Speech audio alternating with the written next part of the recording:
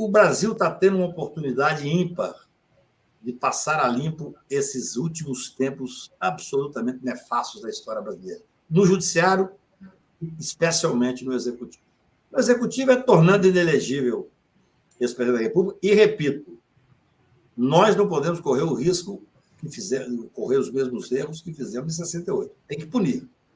Não adianta. A paz só virá com a punição.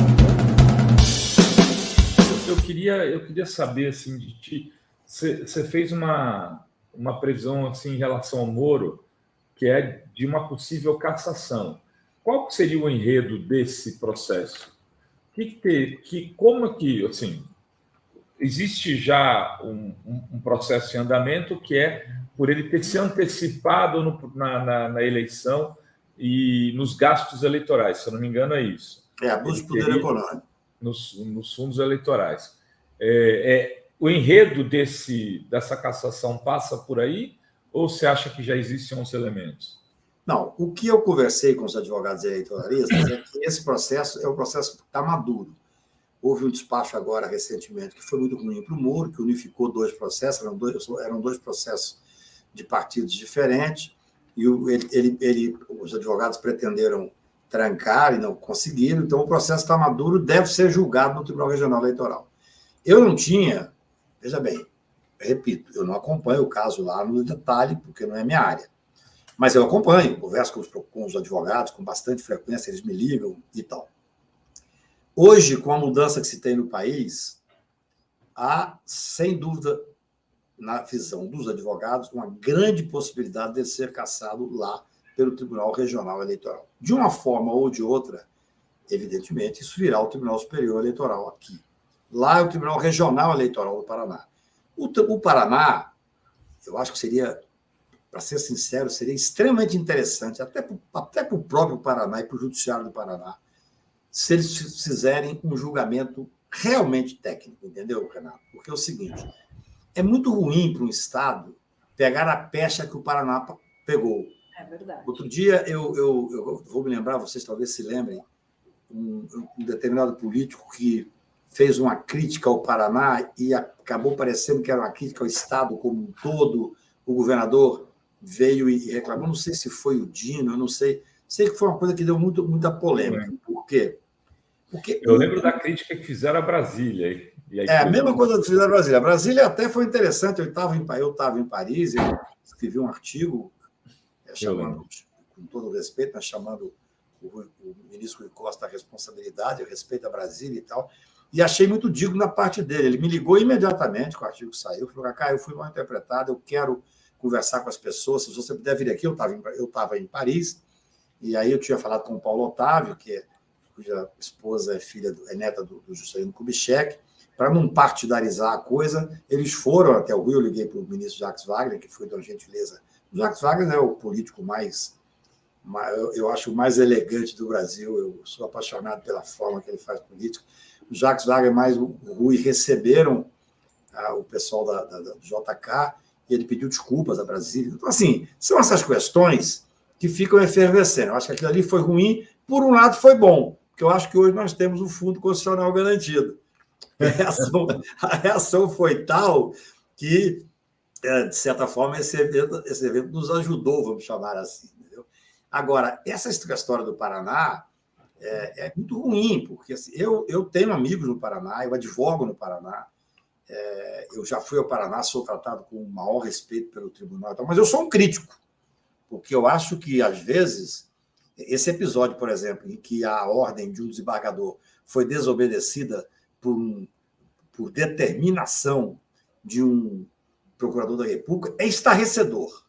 É estarrecedor. Eu vou dar um exemplo para você. Uma vez, eu sou advogado do português brasileiro, Raul Smith, que nós ganhamos tudo dele, estamos ganhando cada vez mais. Ele mora em Portugal e foi perseguido. Inclusive, esse é um dos casos que mais me dói, porque o Deltan, aquele castor, tem as gravações que eles falam assim, não, quando nós ganhamos a extradição, ele mora em Lisboa. Não, vamos fazer uma ação contra a filha dele, que aí ele apavora e volta. Olha a covardia. Olha que, né? Coisa incrível, está gravado lá. Pediram até a prisão dela, infelizmente não foi deferida, mas bloquearam bens, busca e apreensão. Então, assim, o nível é muito difícil. É muito difícil lidar com quem não tem escrúpulos. Mas, por outro lado, você veja, a gente faz os enfrentamentos que tem que ser feito e as coisas vão consolidando agora de forma positiva. Quer dizer, o Estado do Paraná, quando, nesse caso específico do Raul, eu entrei com mandado de segurança contra a DRCI, que é um órgão do Ministério da Justiça. Não tinha nada a ver com o Moro. Eu estava ganhando tudo contra o Moro, mas aí veio a questão da extradição e passa para o governo federal. Não sei se você consegue entender. Então, lá contra o Moro, eu estava ganhando tudo. Extradição, ganhei, nós ganhamos absolutamente tudo. Agora, ele foi absolvido, inclusive, o Raul. Bem, só que nós entramos com mandado de segurança contra a DRCI, ganhamos um liminar. O Moro, que não era autoridade coatora, quando soube pela imprensa, ele ligou, mandou um ofício para a Polícia Federal, dizendo para não cumprir. Olha só a gravidade. Mesma coisa que o Deltan fez agora contra a determinação de soltura do Lula. Só que não era o Paraná. Lá no Paraná, o tribunal não fez nada, foi uma vergonha, ao contrário. O tribunal atendeu o Deltan e revogou a ordem do Favreto. Aqui, quem era presidente da turma, onde eu tinha ganhado a liminar, era o doutor Ney Belo, que é um juiz da maior categoria, e técnico e corajoso. Eu me lembro que eu liguei para o doutor Ney Belo para dizer da gravidade e da urgência e tal. Eu normalmente não gosto de ligar, mas era necessário porque o juiz, o Moro, estava determinando à polícia que desobedecesse uma ordem aqui de Brasília, nem no tribunal dele. Aí o doutor Ney Belo atendeu o telefone e falou assim: doutor Cacai, não precisa, eu penso que sei do que se trata, não precisa falar sobre o assunto. Só isso. E em 2 horas veio uma decisão, mas, assim, colocando o Moro no seu devido lugar. Essa é a diferença. Por isso que eu digo que o Tribunal do Paraná, se tiver uma decisão agora do eleitoral caçando o Moro, de certa forma, começa a respirar. Porque lá, quando o Favreto deu uma decisão e o Deltan afrontou o Poder Judiciário, o tribunal, infelizmente, seguiu o Deltan. Aqui em Brasília, quando nós ganhamos uma decisão do o juiz Leão, que é um juiz de Goiás, que hoje até foi nomeado desembargador com toda a competência e com todos os méritos e tal. O que fez o Tribunal de Brasília, Renato? Imediatamente, mas foi uma lapada que ele deu no Moro. Porque aqui, pera lá, aqui tem a Constituição. Então, seria muito bom para o Tribunal do Paraná, no meu ponto de vista, para a Justiça do Paraná, para que a gente possa parar com esse... Espero que daqui... Olha, escuta o que eu estou lhe dizendo, tanto a Adri como você, Renato, e os nossos queridos amigos que estão nos ouvindo. Eu tenho uma convicção, embora eu não seja como o Deltan, não faça da minha convicção uma verdade absoluta. Não é religiosa? Exatamente.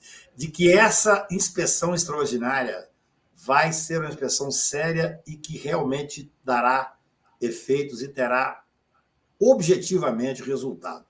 Se isso acontecer, não só a 13ª vara,